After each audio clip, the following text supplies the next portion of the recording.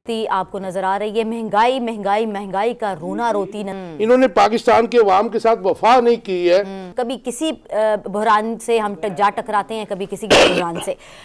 सुकून उसी वक्त होता है जब इंसान को 2 वक्त की रोटी मिलती है। वो 2 वक्त की जो रोटी है वो भी छिन गई है। आटा है नापैद हो गया है, नायाब हो गया है। लोग सड़कों पर निकल आए हैं, उसके पीछे कितारें लंबी लंबी मर्द और ख़वातीन की लग चुकी हुई हैं, लेकिन आटा है कि मिलने को नहीं आ रहा। एक मुसीबत जो है अवाम के सर से ख़त्म होती नहीं है, जो कि दूसरी स्टार्ट हो जाती है। अब गैस का बहरान आप समझ रहे, लोड शेडिंग ज़्यादा कर दी गई है और इसी मद में ओगरा की जानिब से गैस को यानी 74% के ऊपर जो है ना महंगा करने की जो समरी दे दी गई है। और उसके बाद वफाकी हुकूमत की मंजूरी के बाद नई कीमतों का इतलाक़ 2023 में होगा। समझ से बाहर है कि लोग रोटी का रोना तो रो रहे हैं, रोटी बनाएंगे कहाँ? गैस का अगर किसी के पास है भी तो उसका बिल देने के लिए वैसे दिल दहला देने वाली 74% बढ़ा दी गई है। बिल्कुल ठीक हूँ और ना उम्मीद सी हो गई हूँ अब तो मैं काशिफ साहब। नहीं, ना उम्मीदी तो देखे ना जी गुनाह है, वैसे भी ना उम्मीद नहीं होना चाहिए, लेकिन अपने हकूक़ की जंग लड़ना जो है वो तमाम पाकिस्तानियों का जो है ना जी वो फ़र्ज़ है।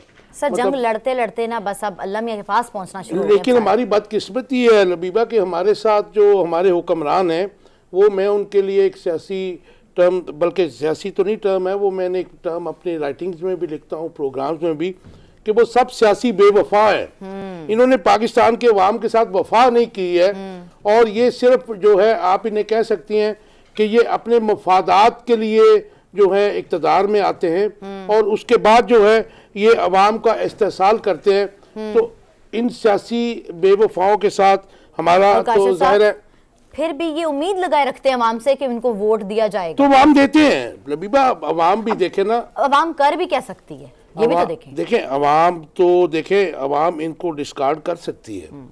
मतलब जब हम कहते हैं कि जी अवाम का जो हमने मैंडेट चोरी हो गया, मुहतरमा बेनज़ीर भुट्टो भी कहती थी, अभी इमरान खान भी कहते हैं, और 2018 में जो है वो PMLN और दूसरी पार्टियां कहती थी, तो वो मैंडेट कितना चोरी कोई कर लेगा।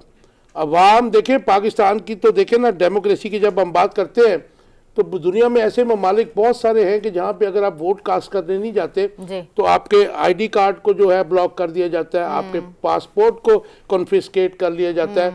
और सिंगापुर में तो मेरे ख्याल में पता नहीं कितने $100 या $1000 $1000 उनके जो उनका डॉलर है वो फाइन भी है। तो आप जब अपना वोट कास्ट नहीं करते हैं, जब आप निकल के नहीं जाते हैं, और सर मेरे ख्याल से तो उसके बाद आप के साथ मुझे लगता है कि आप भी डिफर करेंगे मेरी इस बात से, और लेकिन मुझे ये लगता है कि तब्दीली के चक्रों में तब्दीली होती हम स्क्रैच से स्टार्ट किया हम लोगों ने, और हम लोग किसी वो कहते हैं ना कवा चला हंस की चाल, हमारा यही हाल हो गया। वह हमें समझ नहीं आ रही है, एक बहरान से निकलते हैं हम दूसरे में जाते हैं। तब्दीली किसी पॉलिटिकल पार्टी की हवाले से बात नहीं कर रही है, मैं किसी से वो नहीं कर रही, क्योंकि तब्दीली के नारे लगाने के लिए इमरान खान की बात मैं बिल्कुल नहीं करी, कतई तौर पे नहीं किया। मैं ये समझता हूँ कि हकीकी तब्दीली तब ही आएगी कि जब अवाम जो है वो खुद बाहर निकलेंगे। सब मैं ये नहीं कह रहा कि दस्तों गिरबान होंगे, क्योंकि अभी पोजीशन तो यही है कि अवाम जब बाहर निकलेंगे तो फिर जाहिर है दस्तों गिरबान वाली सिचुएशन बन चुकी है, अल्लाह ना करे खाना जंगी वाली सिचुएशन बन चुकी है। लेकिन मैं कहता हूँ कि तब्दीली तब ही आएगी, हकीकी तब्दीली है कि अवाम जब भी इलेक्शंस होते हैं बाहर निकले और अपना भरपूर जो राइट है वोट का वो कास्ट करें।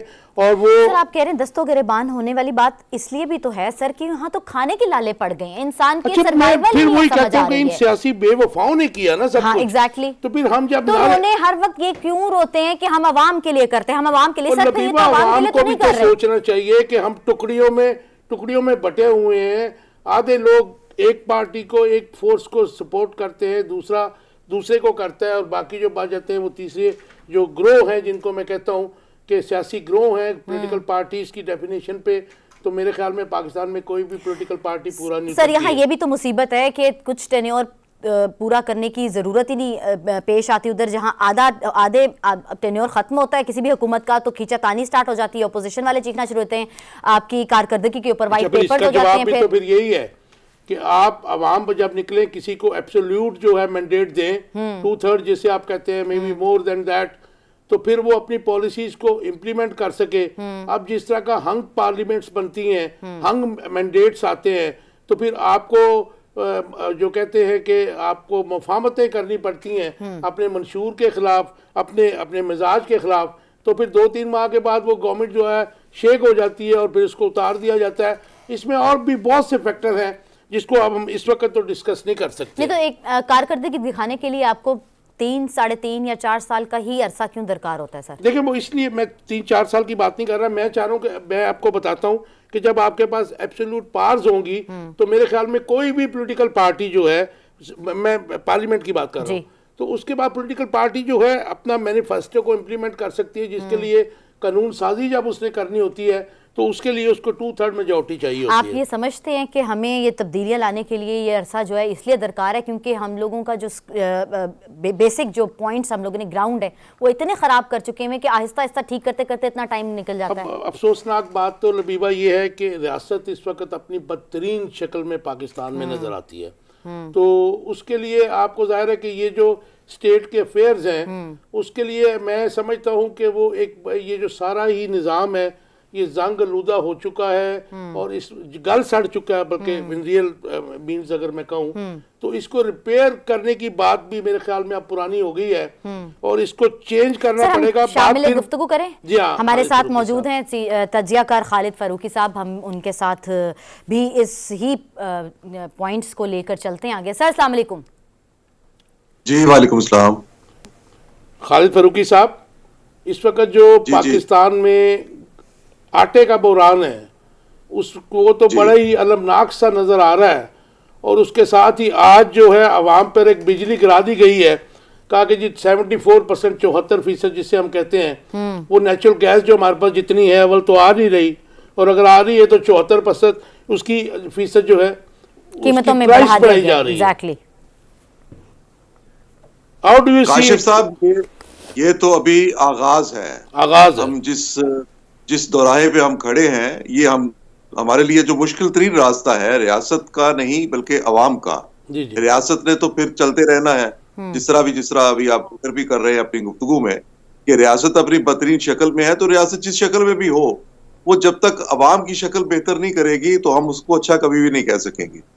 तो अवाम के लिए जिस मुसीबत की, जिस परेशानी का आप जिक्र कर रहे हैं और आप कह रहे हैं कि गैस की कीमतें इतनी बढ़ गई हैं, अब गैस की कीमतें महज नहीं बढ़ेंगी, यहाँ बिजली की कीमतें कितनी बढ़ेंगी, यहाँ जो अशिया खुर्दरोश है उनकी कीमतें किस हद तक बढ़ चुकी हैं और अभी और कितनी आगे बढ़नी है। यहाँ किस किस चीज की हमें फिक्र करनी चाहिए, हर चीज की यहाँ फिक्र करनी पड़ेगी। अब ना वो अलल्ले तलल्ले रहे, ना आप गैस को उस तरह जला सकते हैं जिस तरह माजी में जो हशर आप करते रहे हैं, जिस तरह आप अपने कुदरती वसाइल का आपने इस्तेमाल बेदरेक किया। अब ये पाकिस्तानी कौम को भी भुगतना पड़ेगा, पाकिस्तान के हुक्मरानों को भी भुगतना पड़ेगा, और पाकिस्तान के हुक्मरान